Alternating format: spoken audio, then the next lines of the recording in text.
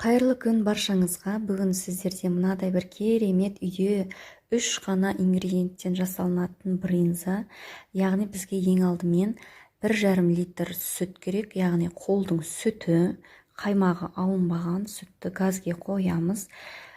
Үстіне 1 ас қасық тұзымызды саламыз, яғни ол қайнайым дегенше бізге одан кейін 3 жұмыртқаны жақсылап араластырып алып, үстіне 20% қаймағымызды, яғни магазиннің қаймағын 200 грамм салып, жақсылап араластырып езіп аламыз.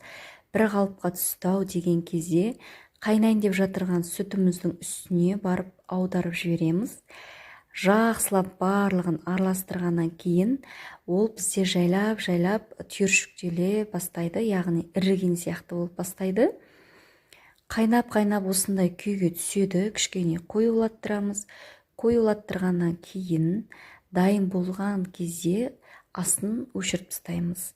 Енді одан кейін бізге сүзіп алу керек, яғни оны ілу керек. Менде арнайы бір ыдысы жоқ, сондықтан да үйдегі бар осындай майонездің немесе қаймақтың ыдыстарын астын тесіп дайындап алдым. Оны қазір алдағы кезекте көретін боласыздар, қалай дайындағанымды.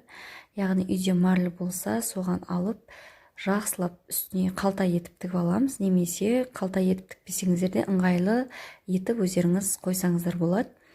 Менде қалта түрінде осындай. Үстіне барлығын жақсылап салып, мінекей келесі жаңа сіздерге айтқан нем осы болатын. Үстіне қатты басып, су барлығы ағу керек бізде. Астынан жақсылап ағу керек, яғни үстінен енді бізде ауыр зат қоямыз. Менде мынандай гантельді қойдым. Мынандай ситоның үстіне қойсаңыздар болады, себебі астына судың барлығы сырғып ағып кетуі тиіс. Бұны 5-6 сағатқа қойсаңыз болады, немесе түнде жасап, азанғы уақытта жесеңіздер болады. Дәмі енді өзіме қатты ұнады.